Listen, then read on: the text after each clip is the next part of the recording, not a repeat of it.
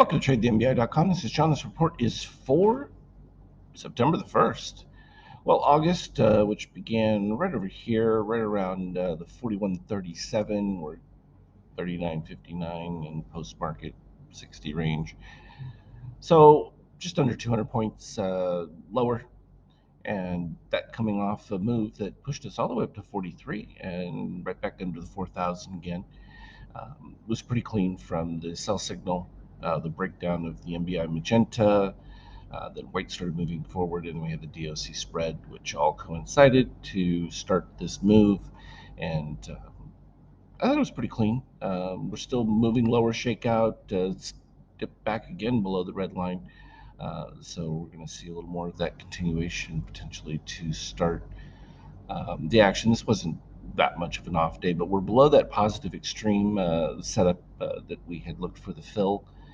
They tried to do an early market move, but as we've seen of late, plenty of sell action available. Nasdaq has been below it. It met it a couple day earlier than the S&P did, and then it's closed below it, and now it's proving to be resistance from an algo level going up higher. Potentially, we're seeing short-term buyer rebound as well as mid-term buyers, so that could be enough to continue to support price, and we'll see that action intraday. It will really kind of reveal where it is. The euro saw some support going back through there, um, getting back to parity, which still is quite optimistic. Some people think, wow, it's been a significant decline. Well, sure, but um, there's potentially a lot more room for it to go given the fact that um, the eurozone is looking far worse than some people are really recognizing. There was an interesting article about Brits receiving their electric bills and going from 1,200 to 10,000, and businesses just closing. Well, when you start having that happening throughout an entire nation, they're regulating, I guess, for individuals, but businesses are subject to the increases. Only the largest businesses can handle those kind of changes, and even proportionally, some of the large businesses won't be able to handle it. And then what do? Then you see how quickly things start to disintegrate.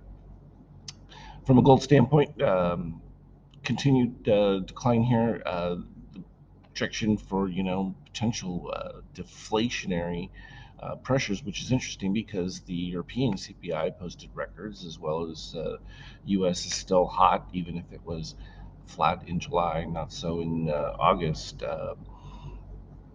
But as you get economic slowdown, this is where lower demand. That's what's really the only thing that's going to, other than removing obviously the sanctions, that would be obviously the simplest thing to do, but that clearly isn't happening. Um, Still hasn't broken below that 85 level. That would be significant if it did, because that would be the first sign that potentially, you have slowdown, obviously, from an economic standpoint, but you would also then ease further price pressures, and that could actually help stimulate things.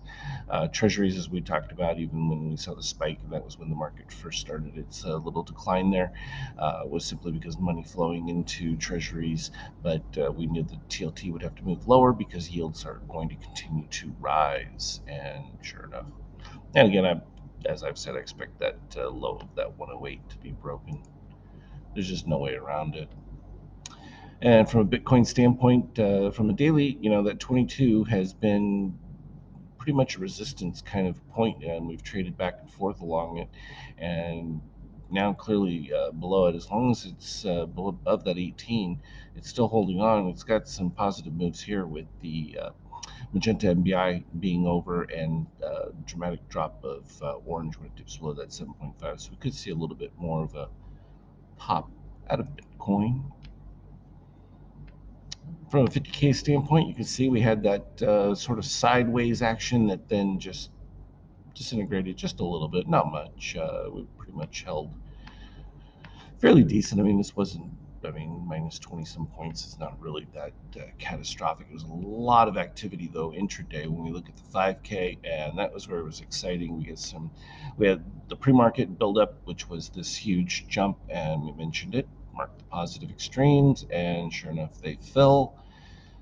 get the buyback again. Next sell signal was slightly lower high in that particular case, and same situation. DOC spread, nice retreat, and magenta pops back up again, and we started all over again.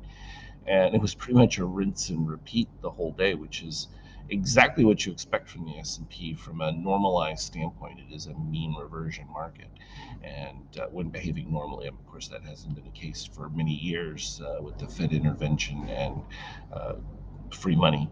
Uh, when I say Fed intervention, despite the fact that we know that they actually intervened in some cases through third parties buying actual securities and everything else.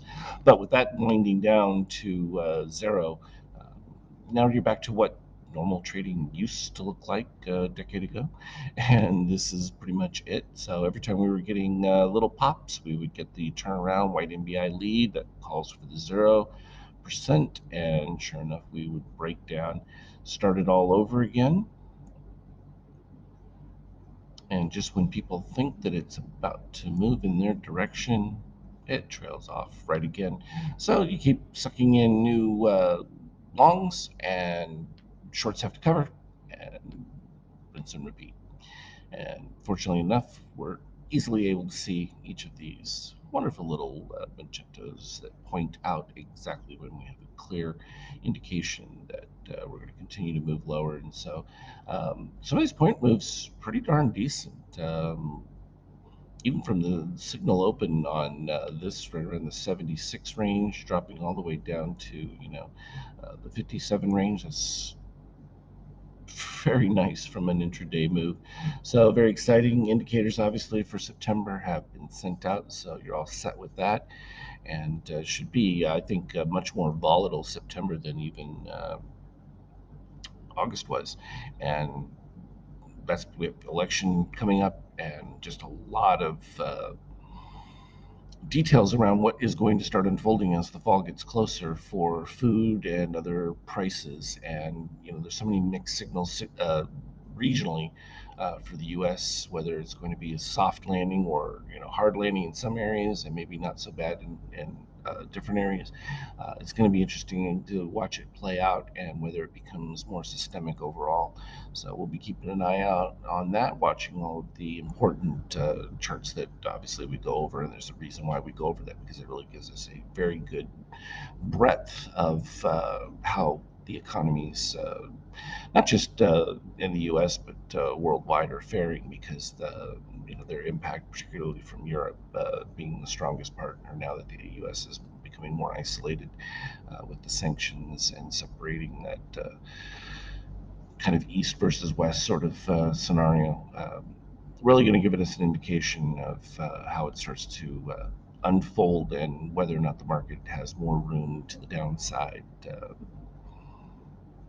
And even if it did have room to the upside, how much availability is there for new buyers given much higher rates to pay? That's a significant strain. And of course, we haven't even talked about budget deficits and things like that, and how much that draws from the ability of private investors to utilize. So that's the long and the short of it. As always, though, you can continue to look for me on Skype chat. Trade well.